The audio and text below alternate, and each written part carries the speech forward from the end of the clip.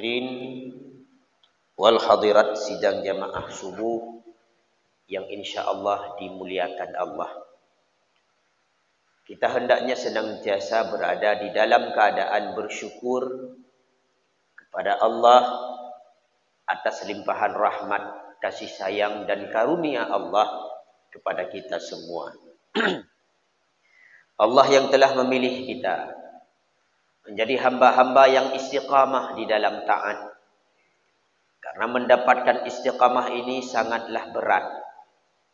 Banyak orang yang diberikan hidayah oleh Allah tapi belum mendapatkan taufik. Orang tahu pahala salat berjamaah itu besar. Orang tahu bahwa salat berjamaah itu pahalanya dikalikan 20 derajat, 27 derajat. Orang tahu itu.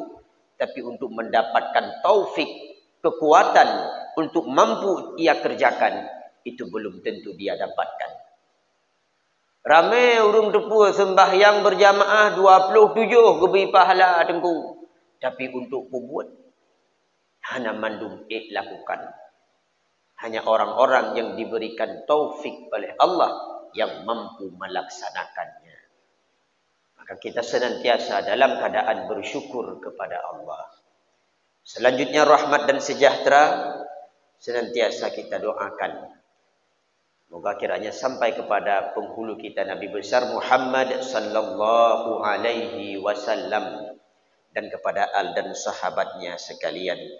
Ta'zim dan takrim kepada yang mulia Tunku Imam Syekh katanya bersama gure-gure katanya, bapak-bapak, ibu-ibu, ketua SMS, dan kepada seluruh hadirin yang tidak dapat saya sebutkan satu persatu.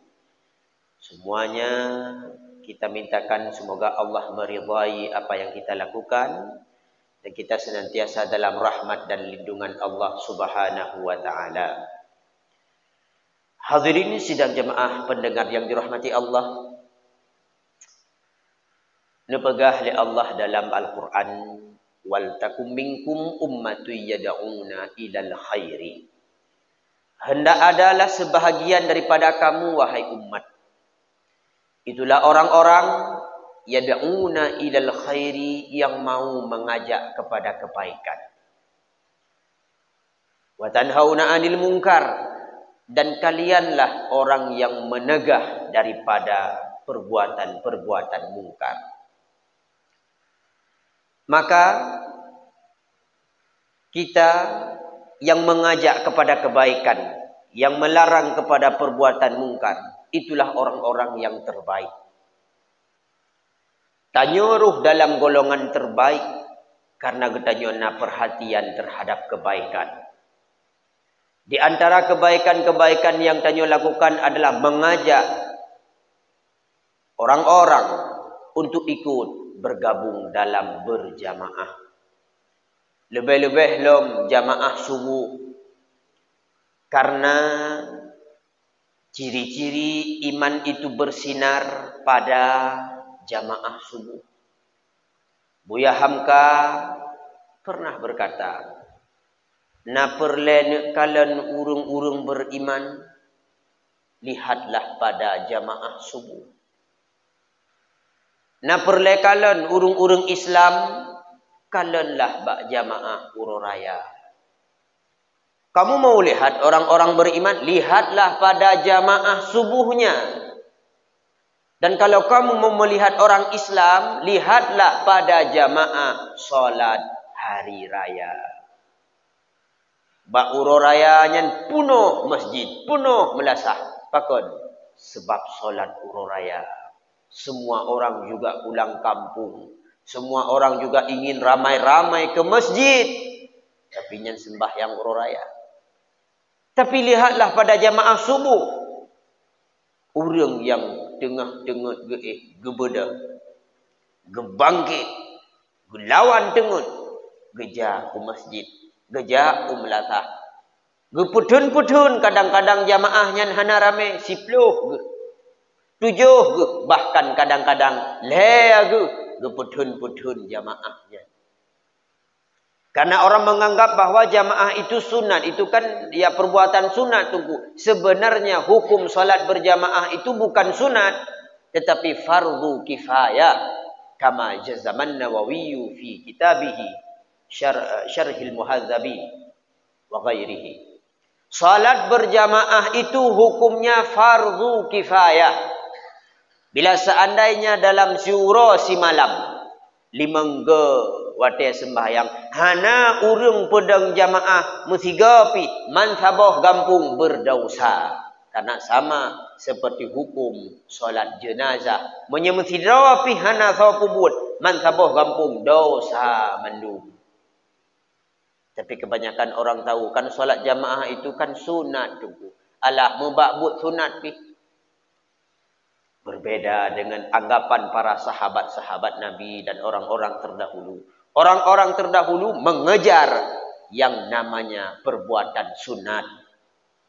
Karena innama yataqarrabu ilayya al-'abdu bin nawafil. Sesungguhnya yang mendekatkan kita hamba kepada Allah dengan perbuatan sunat. Kan dengan perbuatan wajib.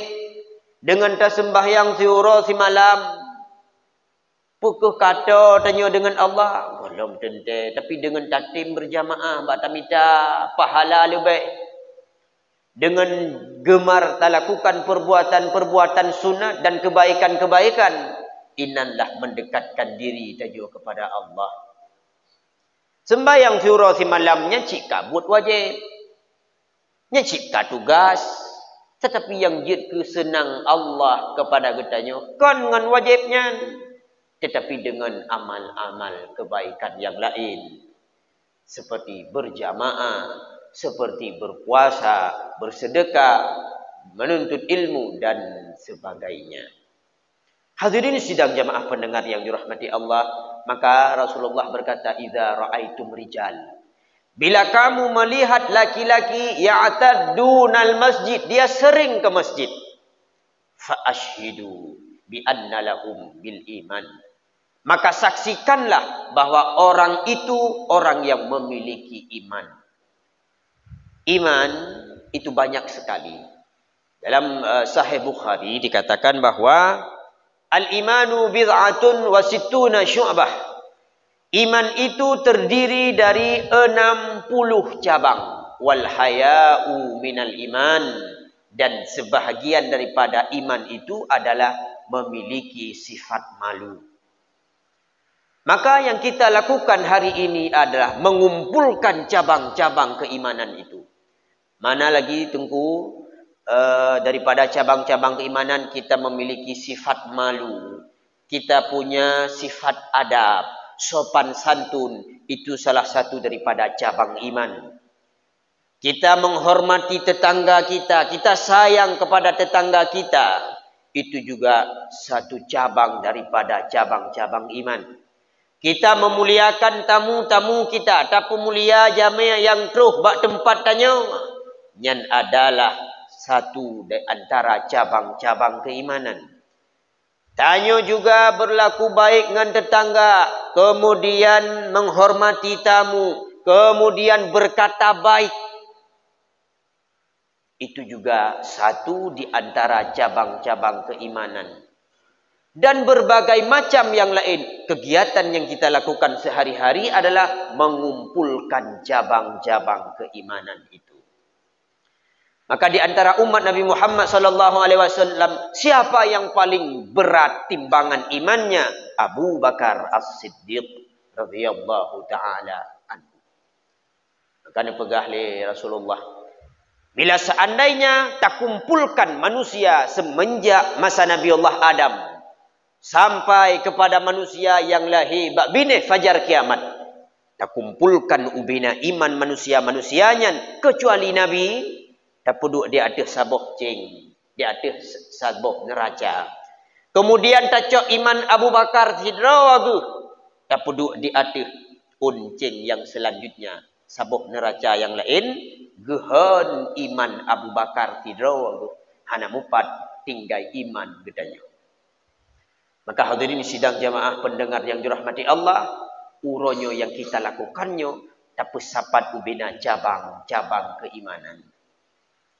Selanjutnya hadirin sidang jamaah pendengar yang dirahmati Allah. Ditanya merasa perhatian terhadap agama. Bersayang kepada agama. Beraya rasa sayang perhatian terhadap agama. Cobalah takalan.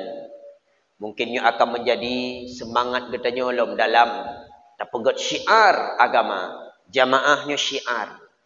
Getanya tajak rame-rame untuk berjamaahnya tapi udip syiar. Sering tak dengar-dengar bahawa apabila jamaah subuh, kalagi jamaah Jumat, orang Islam akan mendapatkan kemenangan. Apabila jamaah subuh, kalagi jamaah salat Jumat, kemenangan akan didapatkan oleh orang-orang Islam. Nah, mungkin nak semangat tanya. Coba tak kalian bagaimana orang-orang terdahulu, para sahabat Nabi, bagak pudeng agama Allah. Nah, yang meninggal dalam keadaan kehausan. Nah, yang sahabat Rasulullah meninggal dalam keadaan tubuh yang luka cukup le, di antara lain seperti Abbad bin Bashir. Beliau sahabat Rasulullah yang ketika meninggal memiliki luka lebih kurang 72 luka bak tubuh. Di antara sahabat lain seperti Abdurrahman bin Auf. Dalam perang Uhud, Abdurrahman bin Auf putuh anak jarawal anak. Hingga keiang gopnyan kenang sayatan pedang. Kaki gopnyan hingga pincang. Bahkan sahabat yang lain meninggal dalam kehausan. Coba katanya simak sedikit kisah daripada sahabat Rasulullah. Dalam sebuah peperangan, ada seorang sahabat, dia datang untuk menjenguk keponakannya. Ketika peperangan sedang bercambuk, peperangan sedang bertubi-tubi, peperangan tengah berat-hatan, hingga bak watenyan, salah siro sahabat giak jenguk anak kemun, keponakan ke. Gekalanlah keponakan sahabatnya dalam keadaan kehausan. Gerah tak. Hingga bak watenyan gecok iya. Li sahabatnya giak juk ke anak kemun ke. Ne, jib ne fiat. Jib dua anak ne gata cukup gerah ka. Babah-babah katu mulutnya sudah kering. Babah katu muka-muka kapucat. Dalam keadaan gerah yang luar biasa. Gecok ia gejuk kepada anak kemun ni. Geseut li anak kemun, paman, jangan paman dahulukan saya. Kasihlah dulu kepada sahabat saya bernama Hashim bin Abil Ash. Paman, kasih dahulu kepada Hashim bin Abil Ash.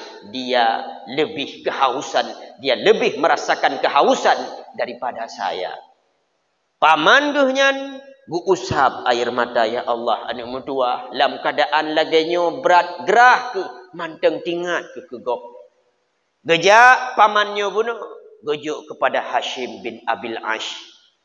Ketika truk kedih bah Hashim bin Abil Ash nak getuangkan air ke dalam mulutnya, nak minum nak. Jeb anak mertua kata cukup gerah ka.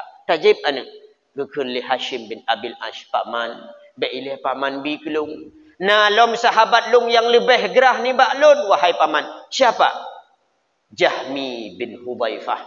Dia lebih merasakan kehausan daripada saya. Berangkat lom sahabatnya menangis, ya Allah, ya Tuhan ku anak mertua. Dalam keadaan cukup gerah lagi nyo mantang tingat ke kegop anak mertua. Berangkat lom sahabatnya gejak bak Hashim bin Abil Ash, kemudian berangkat kepada Jahmi bin Hudzaifah.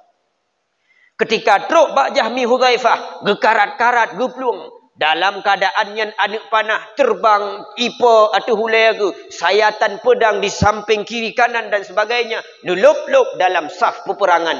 Niak bi ia bantruk bak Jahmi bin Hudzaifah menambah kena tajib ia dua ne ka meninggal Jahmi bin Hudzaifah dalam keadaan kehausan. Menangis sahabat tadi, ya Allah, ya Tuhan kulung terlambat bacut. Bacut telah longkam meninggal anak mertuahnya, ya Allah, menangis sahabatnya. Nepluang lam ia nejak bak urut kedua, yakni Hashim bin Abil Ash bunuh. Ne harap bahawa Hashimnya bercemung jeb ia. Ketika ciri atau ceret yang dibawa tadi, dia berharap bahawa Hashim bin Abil Ash akan memiliki kesempatan untuk dia meminum air tersebut. Bandrok ba Hashim bin Abil Ash menan banyak nuleng ia, Hashimnya kembali juga meninggal dunia dalam keadaan kehausan. Kembali menangis dalam sahabatnya, ya Allah, ya Tuhanku, kadua dro kam meninggal urung ke madalun dalam keadaan kehausan.